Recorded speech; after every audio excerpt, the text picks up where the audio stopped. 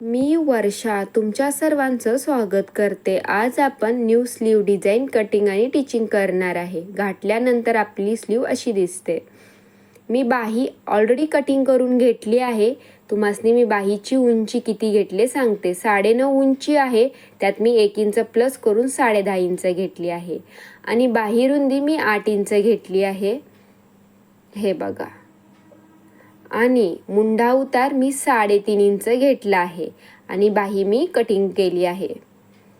आपली बाही रेडी आहे, तर आपण याला शिवून घेणार आहे. नॉर्मली आपण जशी बाही शिवतो नॉर्मली आपल्या ब्लाऊजसाठी, तशी बाही आपल्याला तयार करायची.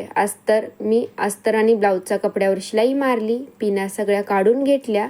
नंतर आपल्याला फक्त अस्तरवर दाब शिलाई द्यायची आहे. दाब शिलाई दिल्यामुळं आपली बाही फिनिशिंगलाही सुंदर दिसते आणि बाहीचा लुकही खूप छान येतो.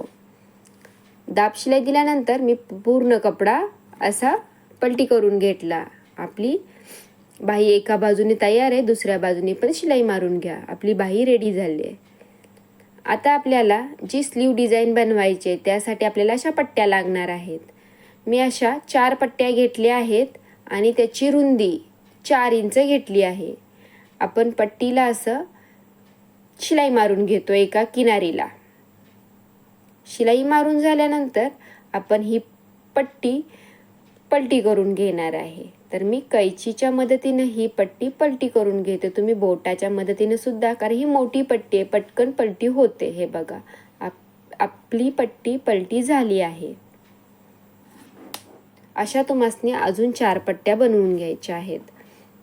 आता आपली स्लीव तयार आहे, तर आपण स्लीवचं मध्य काढून घेतोय. मध्य काढल्यामुळे आपल्याला पॅटर्न बनवणं सोपं होईल. हे बघा, मी ह्या पट्ट्यानं इस्त्री करून घेतली आहे, कारण त्या खूप फुगल्या होत्या. तर आपल्याला पॅटर्न बनवायला इस्त्री केल्यामुळं ते सोपं होईल. आणि ही जी शिलाई आहे ती मी आतमधल्या साईडला घेतली आहे. तुम्ही हवी तर इथं 3 पट्ट्या किंवा 5 पट्ट्यासुद्धा लावू शकता. आणि मी यांना पिना लावून घेते सगळ्या बाजूनी. पिना लावल्यामुळं आपल्याला पुढचं आपलं जे पॅटर्न बनवायचं आहे ते सोपं होईल, कारण की कपडा हलणार नाही. मी सुईच्या मदतीनं, सुई धाग्याच्या मदतीनं इथं जसं आपण बोला फूल बनवतो सुई धाग्यानं चुन्या चुन्या देऊन, तसं आपण इथं बरोबर मिडलला फूल बनवणार आहे किंवा चुन्याचा बो बनवणार आहे. तर आपला हे बघा असा व्यवस्थित पॅक करून मी बो बनवून घेते. आपला बो तयार आहे. तुम्हाला मी अजून एक दाखवते. असं मी 1 2 3 ते 4 टाक्यामध्ये मी बो असा पकडते आणि पूर्ण पट्टीला एक पलटी करून धागा पॅक करते. अजून एक टाका देऊन आपली गाठ व्यवस्थित पॅक करते. आपला बो तयार आहे. आणि एक्स्ट्रा धागा कट करून घेते. असे बाकीचे पण आपल्याला बनवून घ्यायचे आहेत. मी दोन्ही बाह्यांचे असेच बनवून घेते. आपले मध्ये मी परत एकदा पिना लावून घेतल्या, कारण बाजूला पट्टी आपली हलते म्हणून मी बाजूला परत टाके टाकून घेते. तुम्ही इथं हवी तर शिलाई मारून पण घेऊ शकता, कारण शिलाई मारल्यानंतर पण पट्ट्या आहे त्या जाग्यावर राहतील, हलणार नाहीत. तर मला शिलाई मारण्यापेक्षा मी मध्ये चुन्या किंवा फुगा यायला नको म्हणून टाके टाकून घेतले, कारण टाके टाकणं मला सोपं वाटलं. हे बघा, मी सगळीकडून टाके टाकून घेतले आहेत.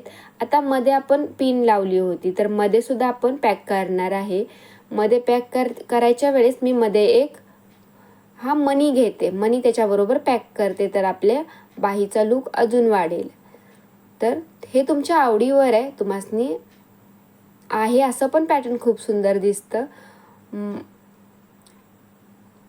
आपली बाही मणी लावून टाके देऊन तयार आहे. आता मी बाजूनी त्याला पट्टे, आपल्या बाजूला मी टाके नाही दिले, तर आपल्या बाही बरोबर ह्या सगळ्या पट्ट्या मी अशी शिवून अटॅच करून घेते.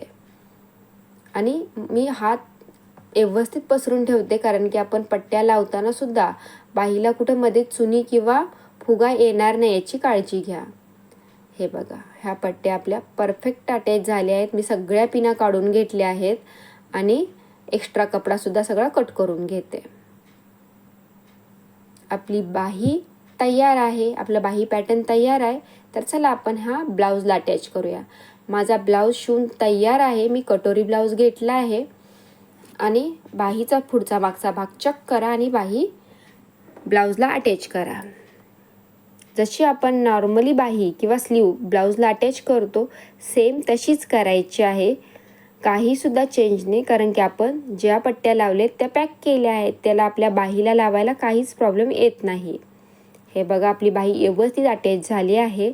त्याच्यानंतर मी ब्लाऊज फिटिंग करायला घेते. आपला ब्लाऊज फिटिंग करून झाला आहे. आता आपण बाही पलटी करून बघूया आपल्या बाहीचा लूक कसा दिसतोय. तर हे बघा आपल्या बाहीचा हा फायनल लूक आहे. खूप सुंदर दिसते. व्हिडिओला लाईक करा, शेअर करा. थँक्यू. आणि हा आपला घातल्यानंतरचा लूक आहे. थँक्यू.